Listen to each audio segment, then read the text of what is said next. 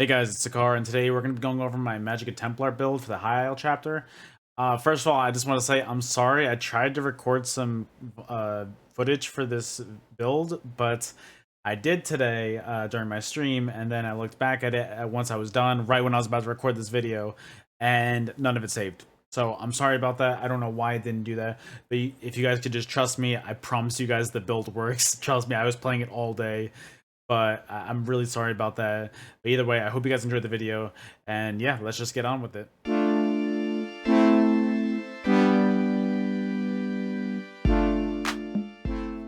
Alright guys, let's get started. First things first, we're going to look at our character sheet. We're going to be a Breton on this Templar. We want to do Breton because it's going to counteract our Vampire Stage 3. Breton is going to give us a lot of recovery, and it's going to really help your overall magic sustain, so that's why we're doing that. Our attributes are going to be 35 magic and 29 health to give us a nice chunky health pool, while also giving us a decent amount of max magic. Trust me, I know it's low, but you do not run out of it, I promise. Um, you can see all these major and minor buffs. Our Mundus is going to be the apprentice. And our food that we're going to be using is our Zorga's smoked bear haunch. It's going to increase your health by a lot, and it's also going to be increasing your magic and stamina recovery by 369, which is a lot as well. And then we're also going to be Vampire Stage 3. It's going to... Basically, Vampire Stage 3 is going to give us a lot of tankiness with the Undeath passive. It's built-in Pariah, so the lower health you have, the less damage you take. So that is huge in this meta, and it's been huge for a long time at this point. So you definitely go Vampire Stage 3 on this, and honestly, most of your builds too. And then our gear that we're going to be running, our helmet is going to be a heavy helmet of Wretched Vitality in Reinforced. And before I even go on, as always, all of our body pieces are going to have the Prismatic enchants on it. So it's going to be the max health, max magic, and max stamina to really even out our stats and give us the most amount as possible. So heavy helmet of Wretched Vitality in Reinforced. We always want to do our heavy pieces in Reinforced. That way we get the most amount of armor as possible. And what Wretched Vitality does is it gives us magic recovery, stamina recovery, and then a line of weapon and spell damage. And then also while you're in combat, applying a major buff or debuff to a target grants you 260 magic and stamina recovery for 15 seconds.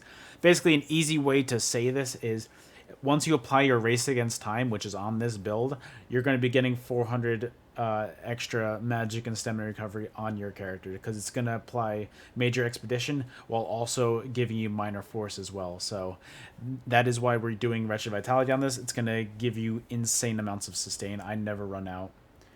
And then our chest piece is going to be heavy Wretched Vitality as well in Reinforced. Legs also heavy Wretched Vitality in Reinforced. Our feet are going to be light Wretched Vitality in Divines. And then our waist is going to be light Wretched Vitality in Divines as well. And then we're going to have one piece medium Balorg in Divines as well. And that one you have an extra slot on this build, so getting that one piece extra weapon spell damage is huge. Your hands are going to be light Rallying Cry in Divines as well. This is why we've been doing Divines in all of our small pieces, is because of Rallying Cry. The 2-piece gives you critical chance, 3-piece max magic, 4-piece critical chance as well, and then 5-piece while you're in a PvP area like BG's or Cyrodiil or Imperial City.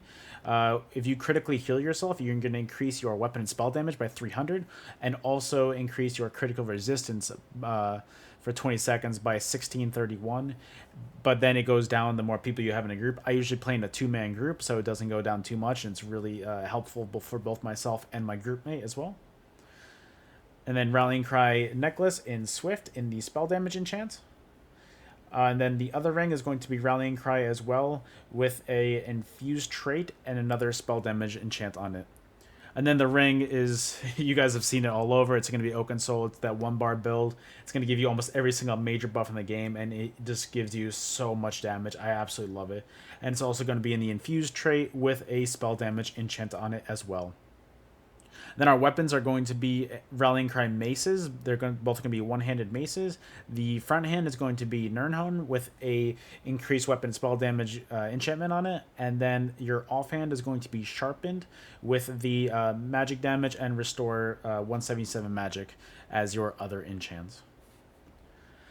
Our skills are going to be 5 simple skills. Your main spammable is going to be puncturing sweep. And that's going to be what most of your damage comes from. Then your race against time is going to be your snare removal, and it's also going to activate your Wretched Vitality to give you a lot of recovery. Resolving Vigor, trust me, between Wretched Vitality and both Oaken Soul, Oaken Soul helps, but between that and your Urzoga's food, you do not run out of stamina, I promise. So getting that really good heal over time with Resolving Vigor is huge. And then Honor the Dead, this is going to be your burst heal. You need 2 heals basically on this build, so definitely use Honor the Dead. It's going to be a nice burst when you're taking a lot of damage. Resolving Vigor for when you start to take damage at like 90, 80, 70%.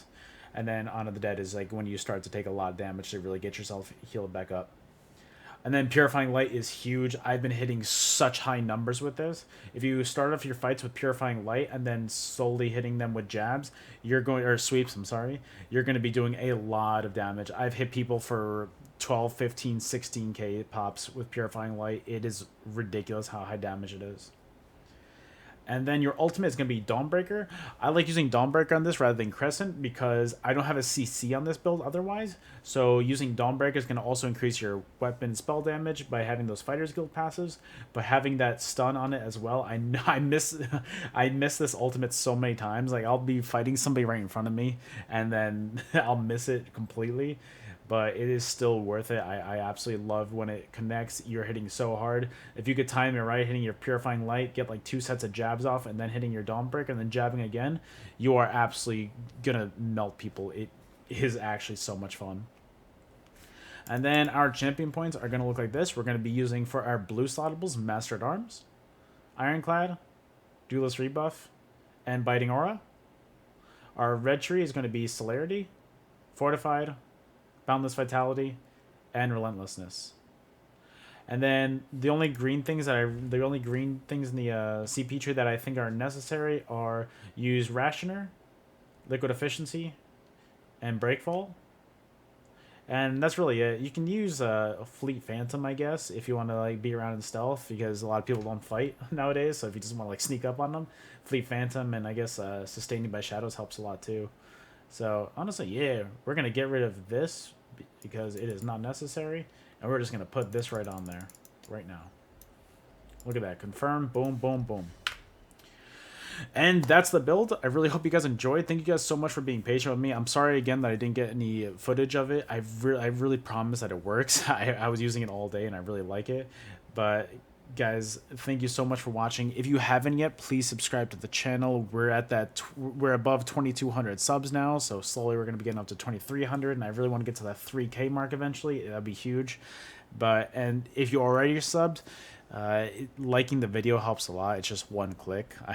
And then also if you comment anything, it helps me in the algorithm as well.